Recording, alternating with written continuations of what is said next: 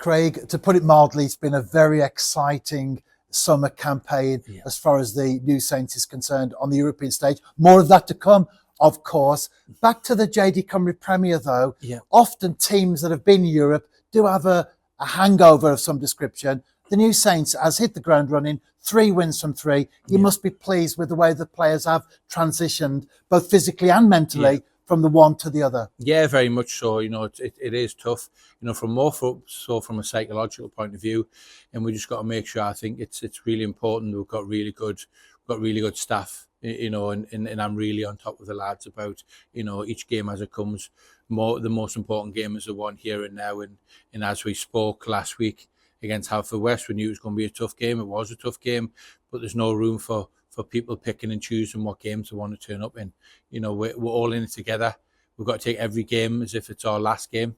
In every game, that's the most important game, and that's how we'll find our success if we do that. If not, we'll get found out, and we've got to keep everybody honest and make sure that knowing that Barry Town on Saturday is just as important as Fiorentina in 2 or 3 weeks' time.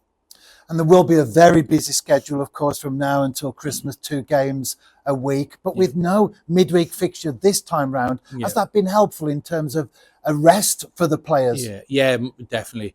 The lads have obviously been in since, late May and had some really tough games, a lot of travelling and a lot of, I think, mental tiredness as well as anything else, because there has been pressure on everybody to get through, and and obviously we're disappointed with a couple of results, and then obviously the high of getting through, and it just was it was just nice for everyone just to have 2 or 3 days away from each other and just go and relax and put the feet up and spend some time with the family and go and mentally switch off as well as physically.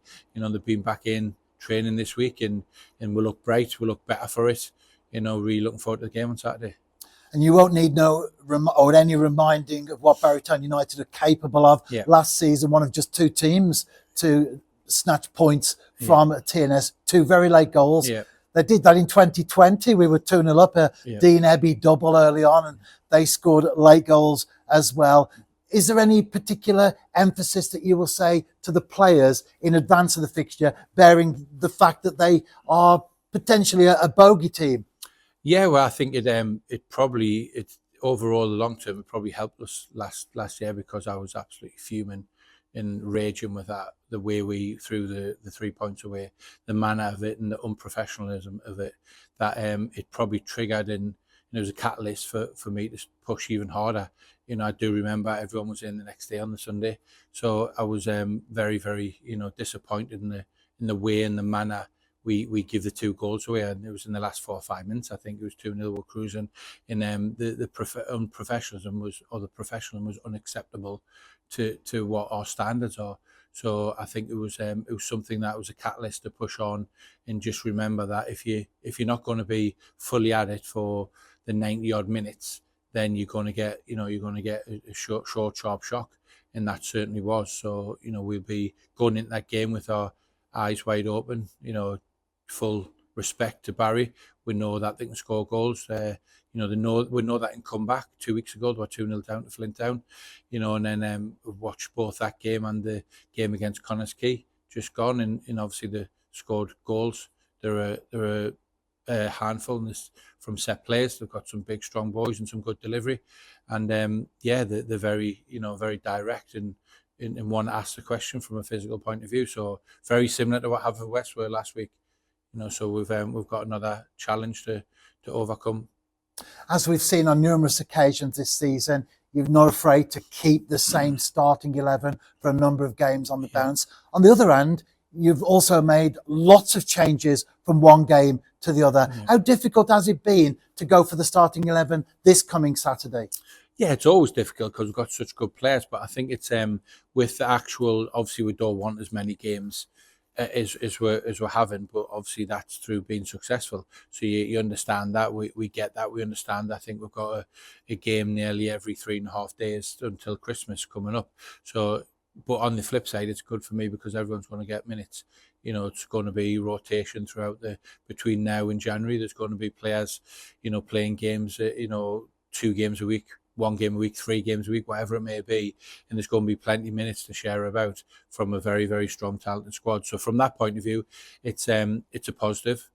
So everyone knows that if they don't play on Saturday, they'll play on Tuesday. If they don't play on Tuesday, they'll play the following Saturday, because it'll be very rare that we'll go through the same team going Saturday, Tuesday, Saturday, and then the following Tuesday and Friday again. So it's close with the 2 Friday night games as well. So there's only 2 or 3 days in between games, so we'll go Saturday, Tuesday, Friday, Tuesday, Friday until our next game against Fiorentina. So yeah, it's in a positive, players just want to play, don't they?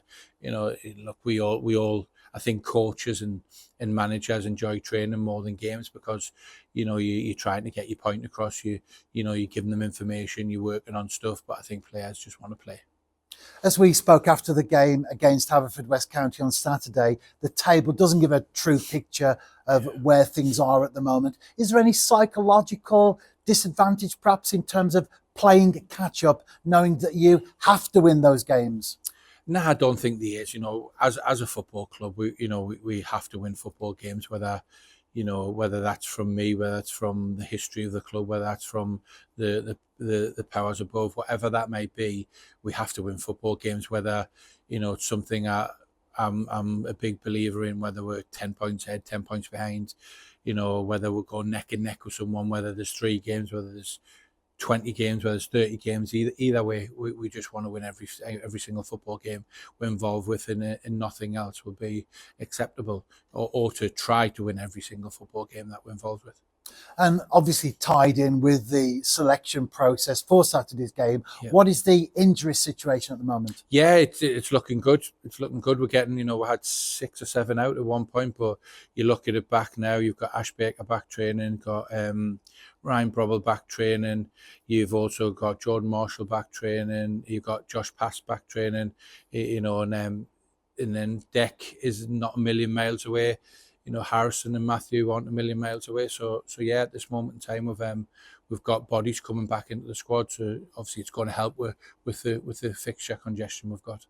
And finally, Craig, we did speak about it after the Flint Town United game, where several youngsters made debuts, and over the European campaign and the domestic one, they've been part of the squad. Yeah. But it must be very pleasing for you personally to look back over the games that we've played and see the role that those young players have made. They haven't let themselves down, and they haven't let the club down. Certainly not. And, everyone that's played football has been a young player at some point, and all you need is someone to believe in you and give you that opportunity to make your debut to start with, and then it's up to you to build on that. And we've got lots of good players at the football club. Do a fantastic job. The Simons have done, Greg Draper, and then Kieran and all the other staff down through, bringing them from under 9s, 10s all the way through to the scholarship, and then representing the first team. It certainly cup level, and then also domestic level as well in the league, which is brilliant. And 5 or 6 of them players have been in the European squads as well. So it's not just to use them in domestic football. They've been part of a core of the 25-man squad in Europe as well.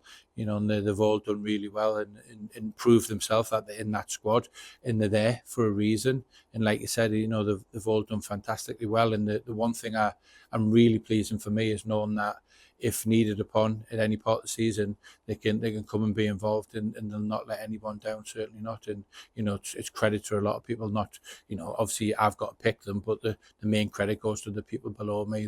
Like I said, the Chris Sargents, the Simon Spenders, the Simon Smiths, the Greg Drapers, the Kieran, all them people have spent a lot of time and a lot of coaching hours with these players, and they've got to be given a real big amount of credit for that.